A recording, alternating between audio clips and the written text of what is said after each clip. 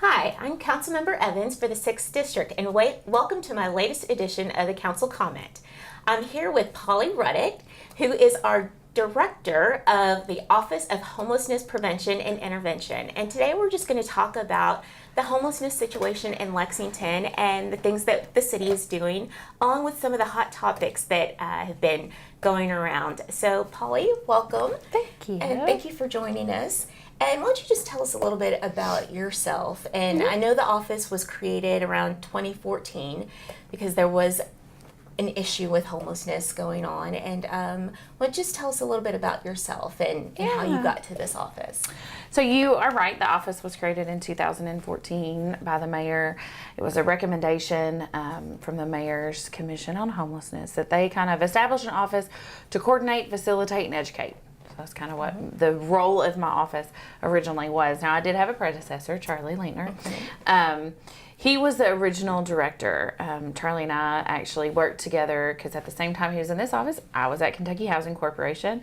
And I studied homeless populations and trends and solutions. It's kind of what I did on a very broad state level. So that's kind of how Charlie and I knew each other and how I actually got interested and ingrained in homelessness and reducing homelessness on a state level. So I started a year ago. I've been here a little over a year. Congratulations, you made it. I made it a year. So this was kind of my first go around with implementing new projects and the city's budget and kind of how that all works. So it was a very interesting year. But kind of my office, the role that we play is a little different now than it was when the office was created. Right. So in a nutshell, we do still educate, we do still facilitate, and we do still coordinate. But when you say coordinate, what do you mean coordinate? Explain that a little. Prior to 2014, there was a lot of amazing organizations in the city of Lexington that did really good work, but they didn't talk to each other. And so there was a lot of duplication of services. There was a lot of different ways to do the same thing. So one of the things that this office was charged for is bringing everybody to the table and actually coordinating. So no more duplication of services. If you're good at A, then do A and let agency do B. And so we kind of call it creative destruction. So, and it sounds weird, but if you're an agency and you were doing 10 things and then you were brought to the table with 20 other organizations and you found out there was 5 other organizations that are doing the same thing, maybe you're not real good at it, you just thought it was a gap. So instead of doing it yourself, maybe repurpose those funds into something that you're really good at and that the community is looking for you to do. So creative destruction, we kind of no longer do the duplication of services, and agencies are real targeted to their mission. So not every agency is filling in every gap that we have. They're really talking, referring, working together.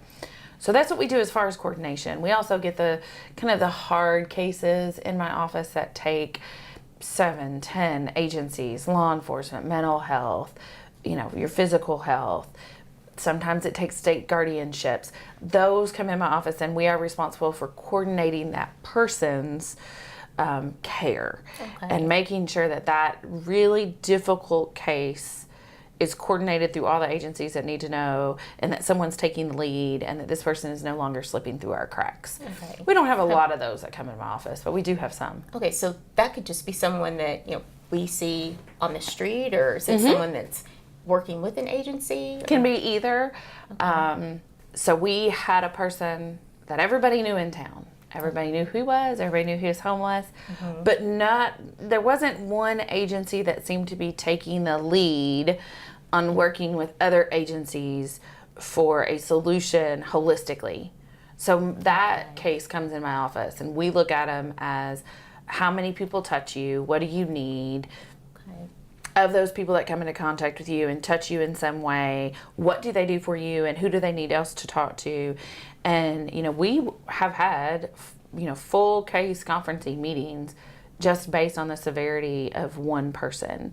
Okay. Some of these folks that we've had in Lexington for a long time were some pretty serious cases when this office was established. Mm-hmm. So we've kind of worked through those. They're very difficult. They're very time consuming. Sure. It takes a lot of people knowing what a lot of other people are doing to make everything work. So we do stuff like that. And, okay. We facilitate. Okay. So we fund.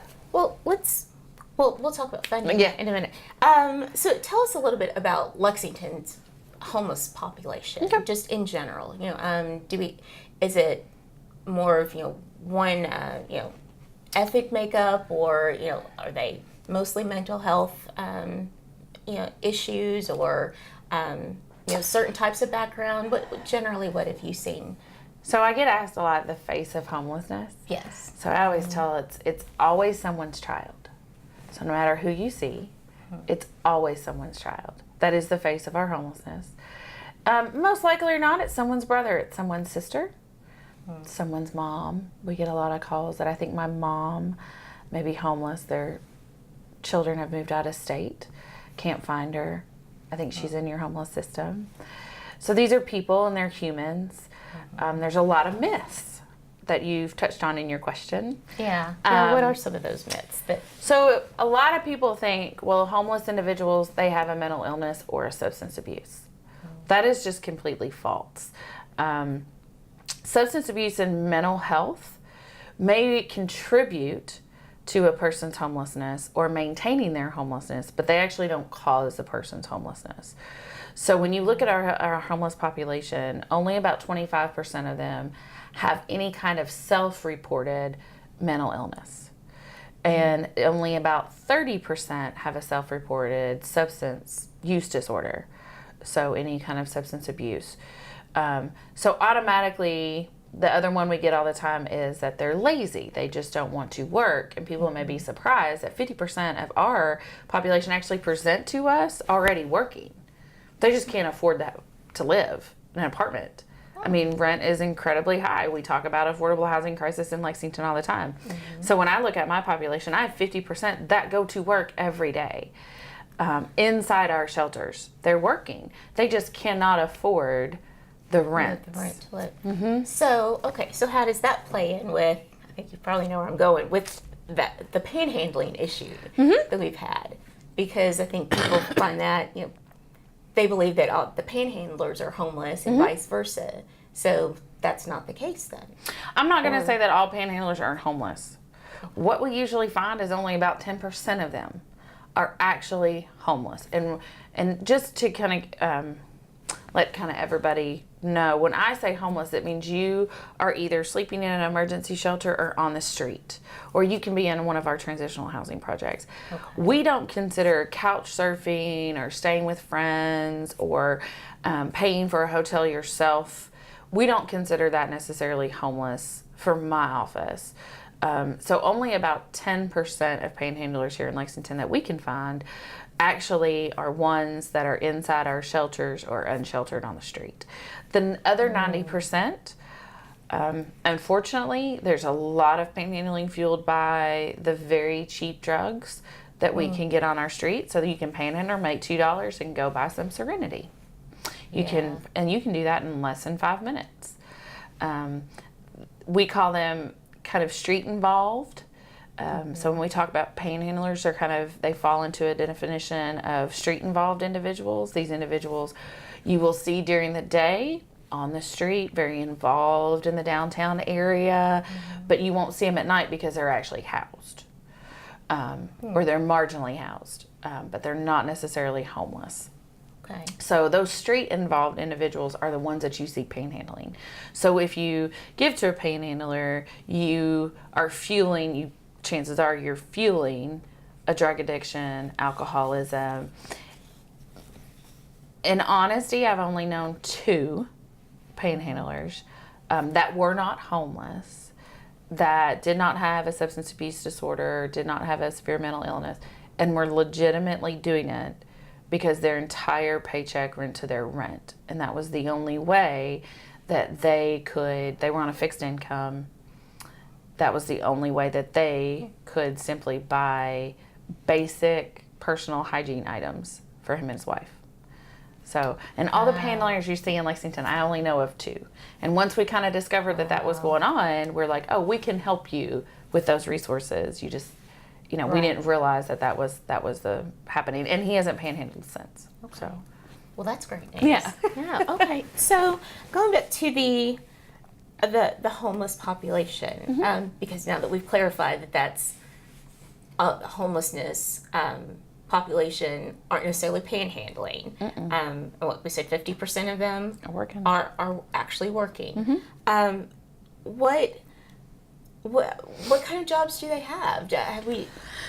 Not revealing too much, but we've had some people that work for our city government that have been in our shelter system very quietly just to get back on their feet. They may have had a crisis, missed a couple payments of rent, and boom, they're in a shelter before they know it. We talk about Greenhouse 17 and fleeing domestic violence, and I tell people all the time the richest person in Fayette County can be homeless tomorrow just because of domestic violence, fleeing that domestic violence situation. There's secretaries, there are people that work at the airport, there I'm trying to think of just some other jobs that come to the top of my head. Yeah. I mean, there's a variety. It can be anything. And that's what we have. That's our population right now. And homelessness. I get some phone calls sometimes that a friend of mine's wife works at a retail store in Hamburg. She actually had an employee that was living in her truck. She did not know it for 2 months. They hide it. So I say they present to us 50% are working. As an employer, the chances of you actually knowing that, if they're really good at kind of keeping that to themselves out of embarrassment or what have you. So you just kind of never know what they have. They have a variety of jobs. It's kind of been interesting. So with that, what are some resources that we can, if we do find out that a friend or loved one is actually homeless, what are some resources that we can share with those individuals? So they can always call my office. So one of the things that I tell people a lot is I don't do direct service, but I can listen to your story and point you in the right direction. And that helps because you're not calling 18 different people asking the same question. Right. So if you have a friend or family member that is truly homeless, that is living in their car, living in someone's shed, living in someone's garage, and they really just kind of don't know where to go, they can always call my office. And we can kind of work through the process, what would be best. Sometimes, depending on the situation, we have a street outreach team that can very quietly go out, talk to you, get more information, kind of get you in line for some housing assistance through a program. They can work with you, check on you. We do that quite often for those folks that don't want to come into our shelters, want to keep to themselves, don't want the world to know what's going on. You see that a lot with children, families, mothers, fathers with children don't want anybody to know that they're homeless. So we can very quietly have our street outreach team go out and talk to them. That's one opportunity. We have different access points around the city where you can go in, get assessed for housing, and that information is sent to my office. And that's the best way to access the housing piece. Okay. When it comes to food, clothing, personal hygiene items, I always refer everybody to 211. They're the best folks to get the most updated information on where to eat, who has the funding, who can you get clothing donations from, personal hygiene items. They are the go-to resource for that information. Okay, and that's the United Way, 211. Yep. And what is the website or? They can just call me, 258-3105. Okay. All right. Well, thank you so much, Polly, for joining us. And thank you for joining us for the council comment, and hope you join us again.